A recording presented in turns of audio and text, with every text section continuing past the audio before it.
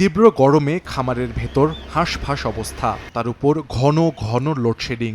চলমান দাবদাহের বিরূপ প্রভাব পড়েছে নরসিংদীর মুরগির খামারে। অতিরিক্ত গরমে এরই মধ্যে জেলায় প্রায় ৭,০০০ মুরগি মারা গেছে। দেখা দিচ্ছে বিভিন্ন রোগের প্রাদুর্ভাব। কমতে শুরু করেছে মাংস ও ডিম উৎপাদন। মুরগি বাঁচিয়ে রাখতে জেনারেটরের মাধ্যমে বাতাস ও পানি স্প্রে করছেন খামারিরা। এতে ব্যয় বেড়েছে কয়েক গুণ। এ অবস্থা চলতে থাকলে লোকসানের শঙ্কা ব্যবসায়ীদের। যত ধরনের পদক্ষেপ আছে পদক্ষেপ দিয়ে আমরা কুলাতে পারতাছি না।